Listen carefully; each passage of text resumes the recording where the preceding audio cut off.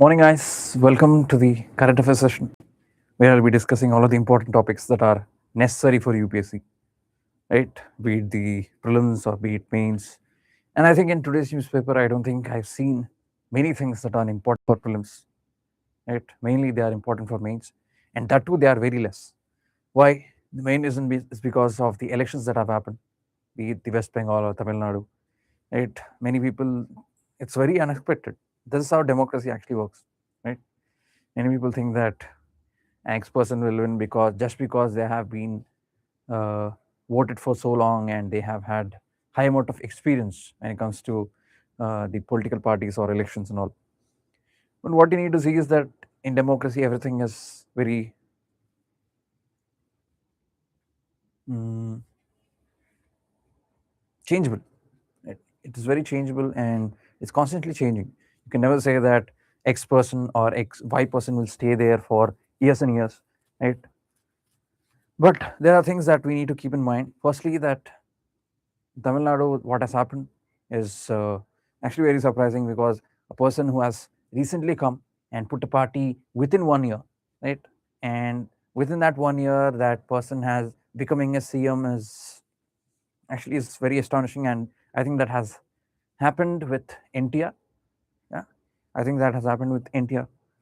These are the things that are part and parcel of democracy.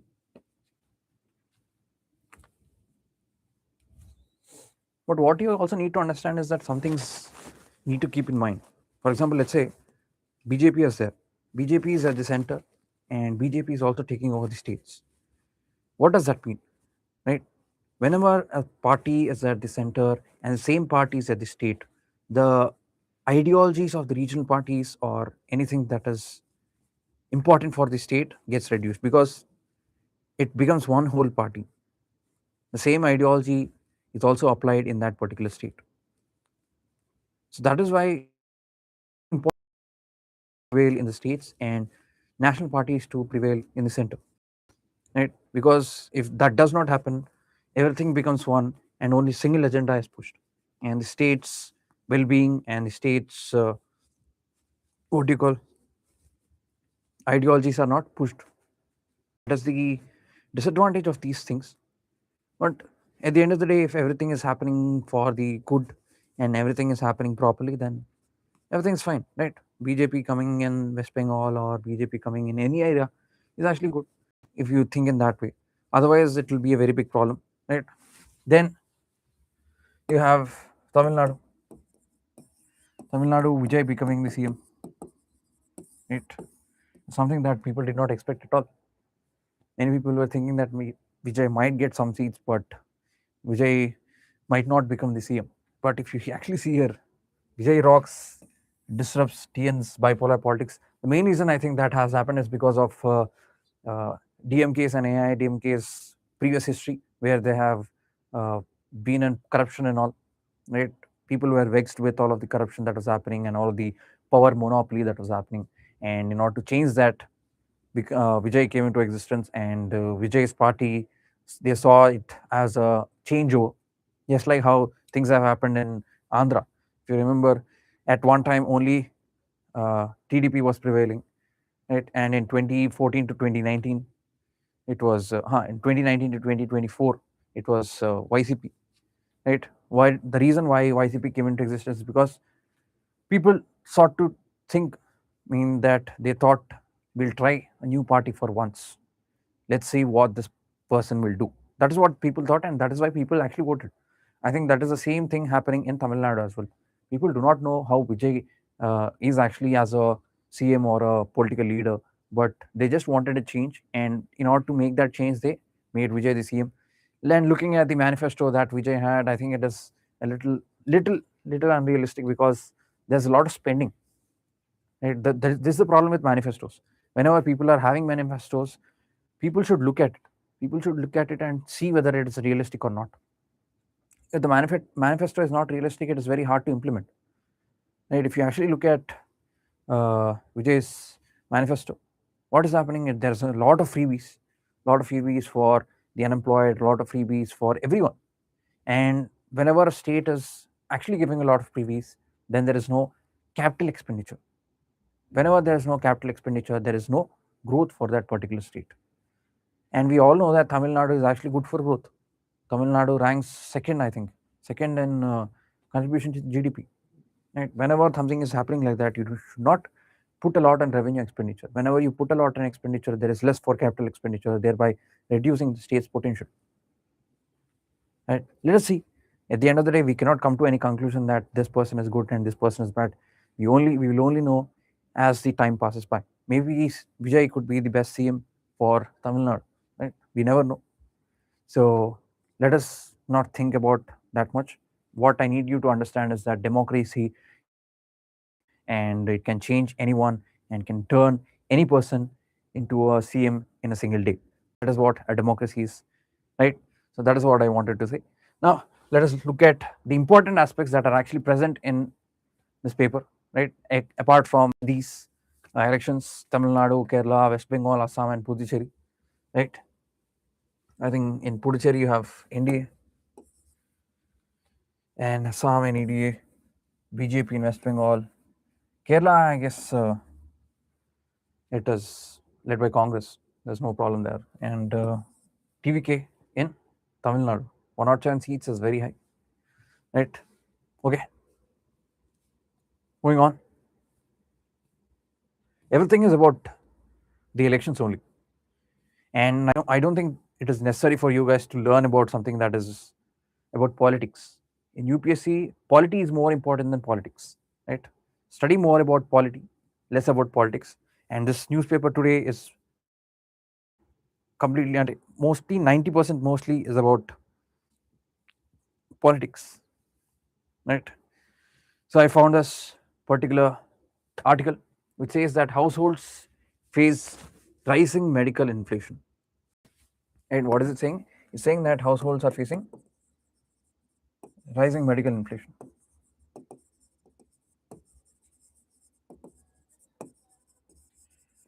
While the government says that the inflation is only 3%, many of the reports say that the inflation is nearly 10 to 12%. Now, why is it a problem? The reason it is a problem is because many people pay from their own pockets, meaning that they have high out of pocket expenditure, right?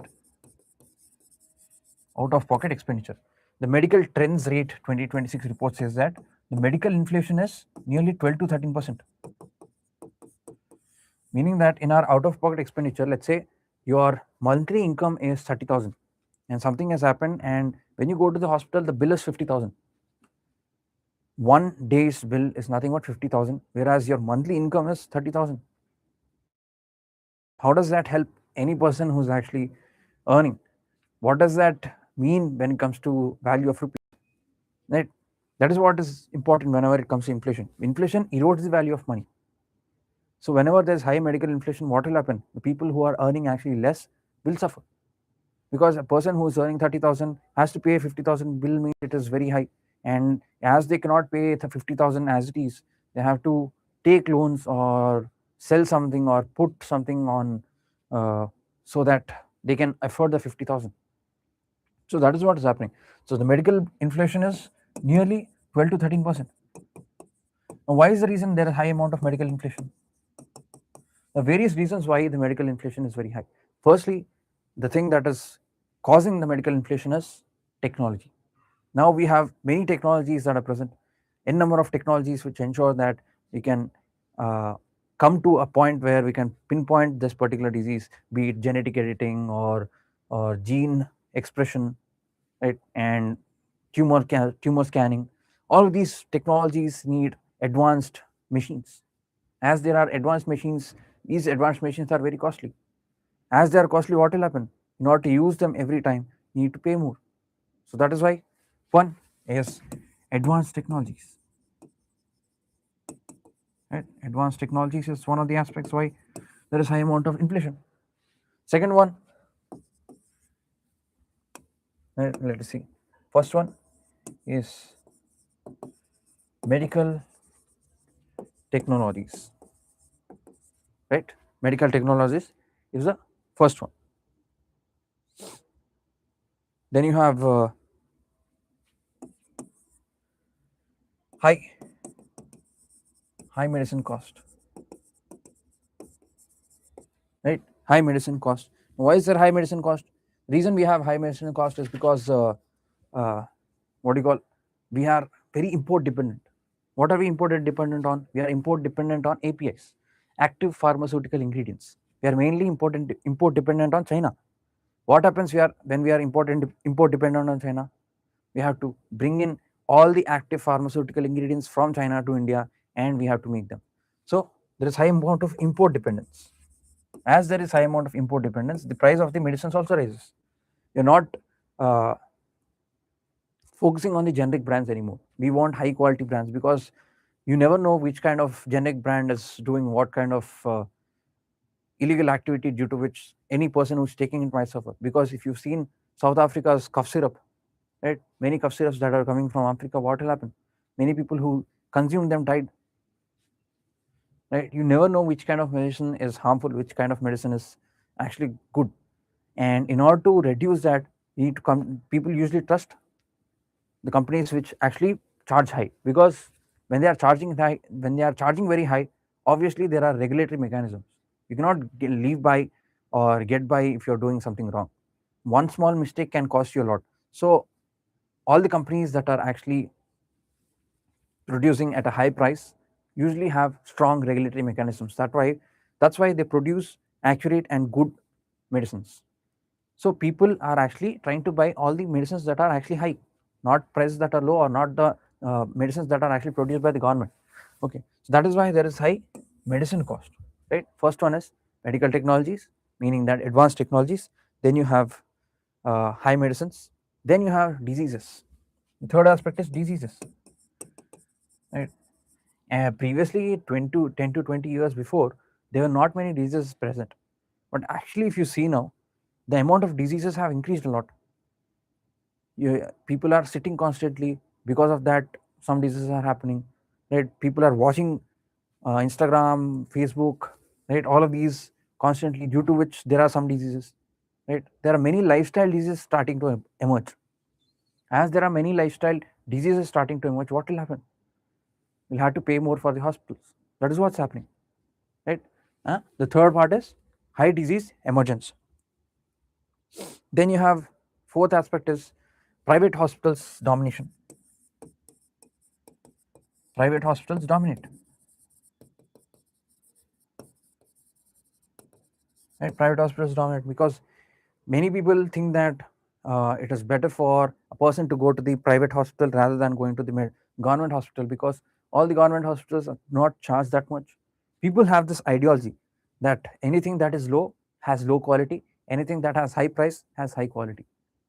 This kind of ideology pushes the private hospitals into the high part, right? Nearly 61%, right? Nearly 61% or 51%, right? Nearly 51% of the people go to private hospitals.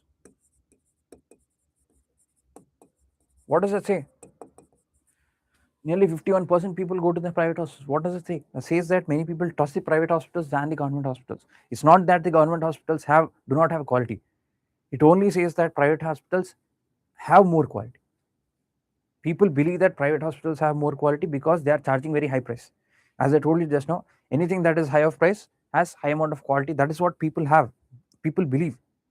So based on that belief, people actually go to the private hospitals. Now what do private hospitals do then? They make it into a business. This is another reason why there is high inflation. Many private hospitals are charging high amount of bills. As there is high amount of bills, they are only focusing on business. They're not focusing on anything else. They're only focusing on business. Anything and everything is business. For government, it is duty. Right? For government hospitals, it is duty for the government. But for private hospitals, it is not the duty. It is business for them.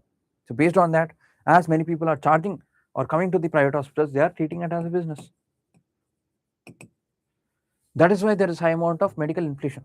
Right? These are the main five aspects why there is medical inflation. Now, what are the main problems that come or arise with this medical inflation? The main problem is that one, there is no medical insurance. Right? There is no medical insurance. What happens when there is no medical insurance? People start selling land or selling jewelry. That is what happens. For example, let's say some person is there and some person does not have any insurance, right? As the bill is nearly 10 to 20 lakhs, and usually people do not have 10 to 20 lakhs. Any middle class or poor person do not have 10 to 20 lakhs cash in their hand. What will they do? They'll either sell their land or sell their jewelry, something they'll do. Based on that, what will happen? That is called distress financing. What is it called? Distress financing. Many people opt to distress financing because they lack insurance. Nearly 70% of the people do not have insurance. Right? Only people who are upper middle class and rich class, only they have insurance and they can afford it. What about the poor people and middle class people? Yes, there are some government schemes. Right? There is government scheme, like we have Ayushman Bharat, which gives 5 lakhs. Right? But what you need to understand is there are some problems with Ayushman Bharat as well. There is delay in payment. There is rejection of claims. Right? Then there is document verification. All of these are a problem. If you want any insurance to work properly, it should be very swift. Only if it is swift, it will work properly. If it is not swift, what will happen? There's delays, and obviously, who will bear the brunt? People who are actually suffering will bear the brunt. People will try to sell again, as the Ayushman Bharat is not working. What do we do then? We have to ensure that Ayushman Bharat is very swift in nature, and it has DBT, direct bank transfer. Right? All of these would ensure that Ayushman Bharat would work, and less amount of compliance should be there. The more amount of compliance means people. Just imagine there's a poor family, and that poor family someone has been sick or something, so they have to pay money. So they take an insurance from Ayushman Bharat, and as the claims were not proper, Ayushman Bharat was rejected.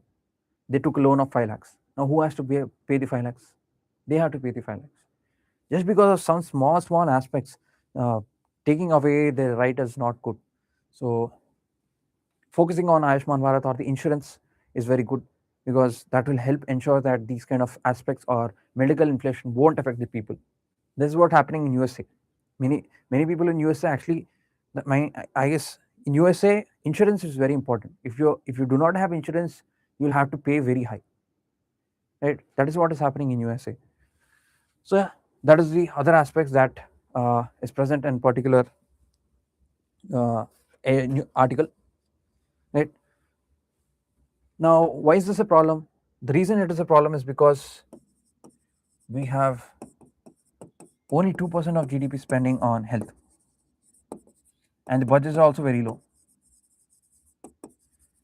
When health becomes a very important aspect, right?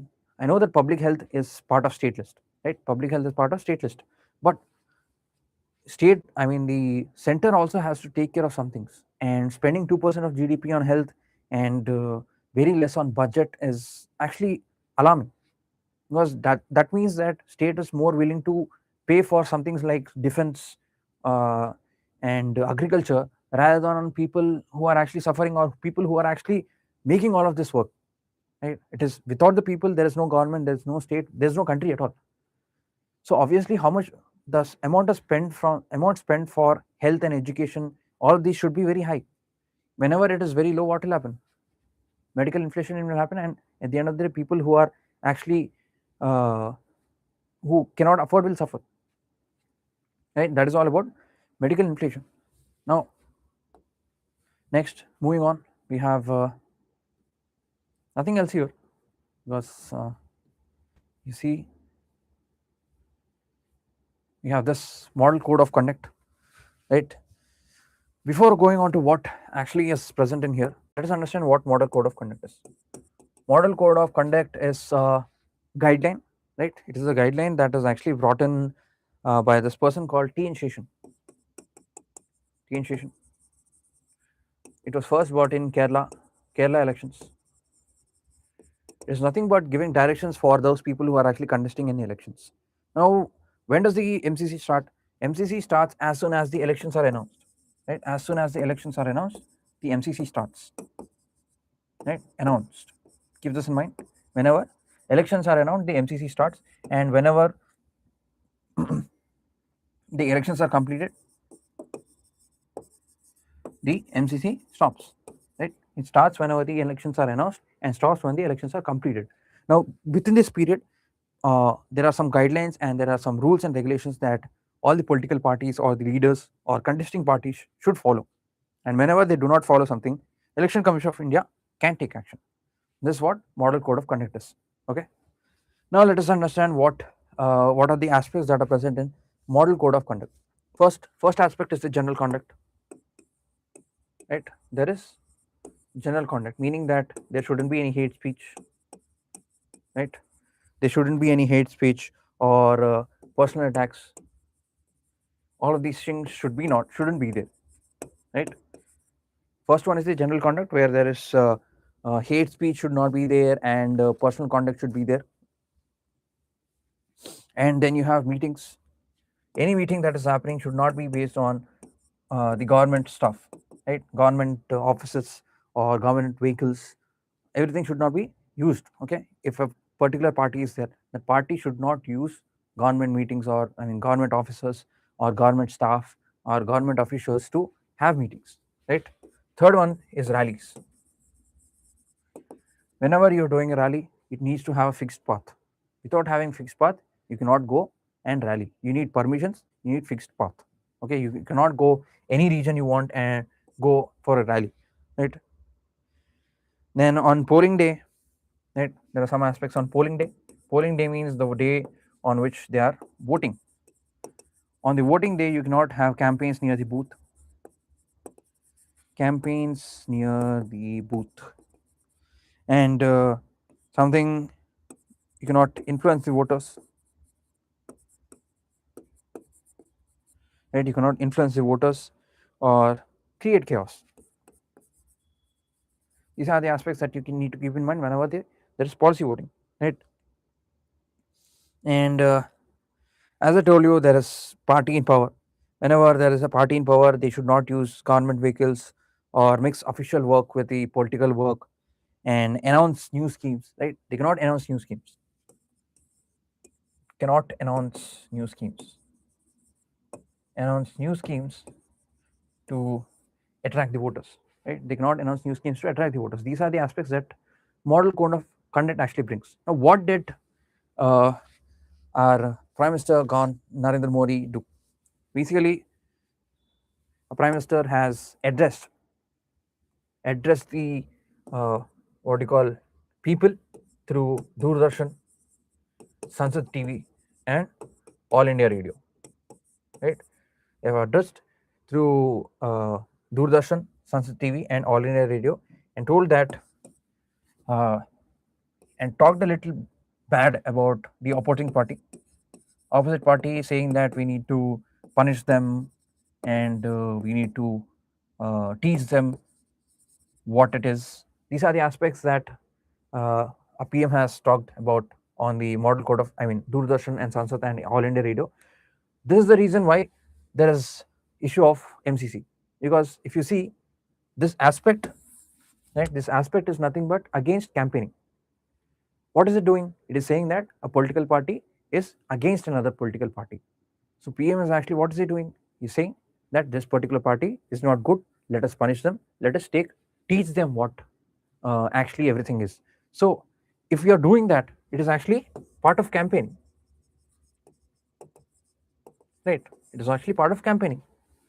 So what does the section say? There are two sections. One is the section 123.3 and 123.7.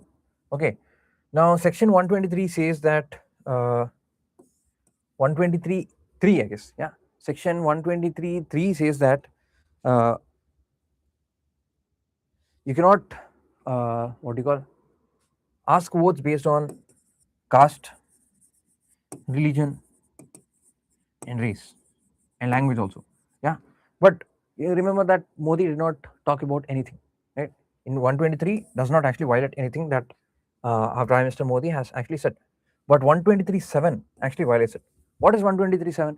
123.7 says that you cannot use government officers to help your campaign. right? 123.7 says that you cannot use government offices or government help or anything that is actually governments. See, if you see, so Doordarshan, Sansad, and All India Radio, what are they? They're nothing but government tools, right? It is violating 123. What is section 123.7 saying? You cannot use anything that is of government for your campaign. What did Prime Minister Modi do? He used Doordarshan, Sansad TV, and All India Radio to ensure that we are talking to the people and saying that we have to teach them the lesson or take revenge on them or telling them that they are bad. All these are happening on what? Government services. And according to 123.7, it is violating it. Now, why hasn't the model code of conduct been accepted? Because before the elections did not complete, right? Right? At that time, even the elections were happening. So why wasn't the model code of conduct violated, or Election Commission of India did not act? The reason Election Commission of India did not act is because MCC does not have any particular law. They are only guidelines, right? You just have to go and check the guidelines and follow them. If someone is violating them, there is need for interpretation. Now the Election Commission of India and the courts have to interpret Prime Minister Modi's actions, and then they have to take an action. By that time, it takes a lot of time, right? That is why the model code of conduct has not been implemented, right? That is all about today's newspaper. Thank you, guys. Hope you guys have learned a lot. Meet you guys in the next newspaper analysis tomorrow. See you.